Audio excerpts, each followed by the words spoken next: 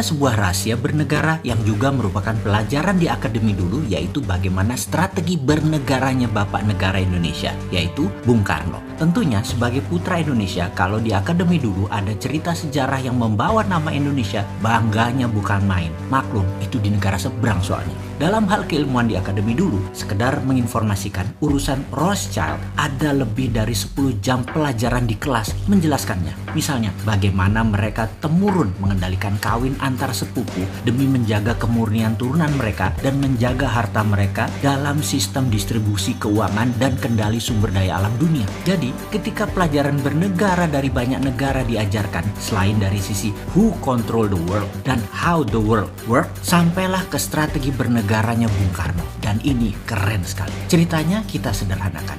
Di dalam membuat mineral 99,9%, misalnya emas, platinum, perak, itu prosesnya dari gunung, batuan atau tanah diambil, diproses tambang, dimasukkan smelter, di refining, jadilah metal murni. Metal murni dari mineral tambang. Proses membuat 1 kg emas dengan 1 ton emas ya sama saja mata rantainya. Disinilah kejeniusannya Bung Karno dimulai. Dia merasa mengapa harus menunggu mineral metal itu ada dulu baru kita manfaatkan sebagai alat jual beli metal atau alat tawar, dijadikan underlying terbitnya mata uang atau currency. Oleh Bung Karno apa yang dilakukan? Data di gunung, dihitung cost accountingnya, maka diperkirakan misalnya dengan kecepatan 10 tahun nantinya akan dapat 1000 ton emas misalnya. Maka ketimbang nunggu 1000 ton itu ada, rupiah di print saja senilai 1000 ton emas sekarang, di mana modal untuk membuat 1000 ton emas tersebut mulai dari mining proses hingga pemurnian refining katakanlah 30%-nya. Lah, gunungnya gunung sendiri ngapain dibayar? Karena itu harganya cuma 30%. Yang dibayar hanya proses tambang hingga pemurnian saja, karena itu dapatnya cuma 30%. Yang 70% uang cetak tadi untuk membangun proyek produktif. Dan proyek produktif seperti industri tidak harus di Indonesia, bisa di luar negeri. Proyek industri tadi adalah underlying lapis kedua selain emas dan hasil metal mineral tambang di Indonesia tadi. Dengan ide tadi, maka di tahun 1955 sebagai dasar undangan 50 negara hadir di Indonesia dalam konferensi Asia Afrika, dikatakan bahwa mereka atau kita bersama-sama akan membangun poros tengah negara non-blok, tidak miring ke Soviet, tidak miring ke NATO Amerika. Non-blok akan membangun kekuatan ekonomi dengan porosnya Indonesia dan akan membiayai banyak proyek industri di negara-negara non-blok. Apa yang terjadi? Benarlah hadir pemimpin revolusi dari setiap negara dalam undangan tadi. Tiongkok, India, Pakistan, Mesir, Korea Utara, Kuba, semua tokoh revolusioner semua mengharap dukungan Indonesia. Bayangkan ada Nehru, Gamal Abdul Nasser, Bhutto, Mao, dan tokoh legendaris dunia lainnya hadir di Bandung, kota kecil dari negara yang baru 10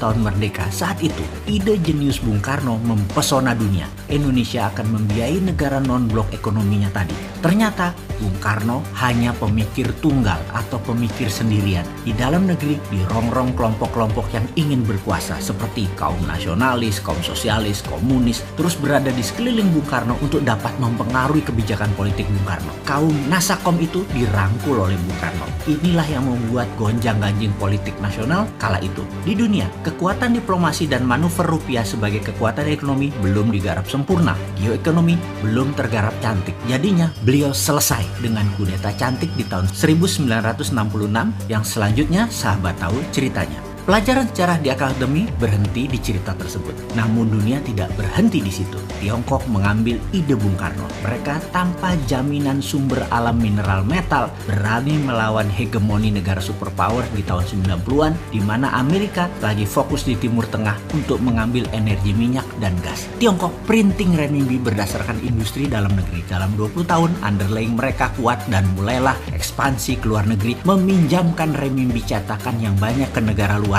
dengan nama obor, One Belt, One Road. Lebih sempurna rencana Tiongkok bukan hanya meminjamkan renminbi, tetapi juga teknologi, peralatan permesinan, tenaga kerja, semua harus dari Tiongkok. Sempurna rencana mereka jauh lebih baik daripada rencana awal Bung Karno. Ide Bung Karno jenius, tapi anak cucu dan putra bangsa nggak paham akan geopolitiknya Bung Karno. Strateginya mudah dibaca waktu itu dan mudah dipatahkan karena Bung Karno sendirian. Sekarang, mengapa kita tidak sempurnakan lagi ide Bung Karno, ide Patih Gajah Mada, ide Tiongkok dengan menggunakan sumber daya alam dan rupiah. Beranikah kita melakukannya? Sekarang kita tidak boleh terjebak obor Tiongkok lagi dan permainan hutang serta bunga IMF Amerika. Kita harus bermain cantik di antara dua kekuatan. Dengan kekuatan mineral road, kita mengingatkan jangan miring ke Amerika, jangan miring ke Tiongkok. Saat ini kita miring ke salah satu sisi. Kita tidak netral lagi. Kita bisa dilihat menyalahi amanah undang-undang sebagai negara netral, negara bebas aktif. Dan informasi ini hanya mengingatkan, gunakan lebih dari satu hati di dalam mengelola negara. Hati-hati.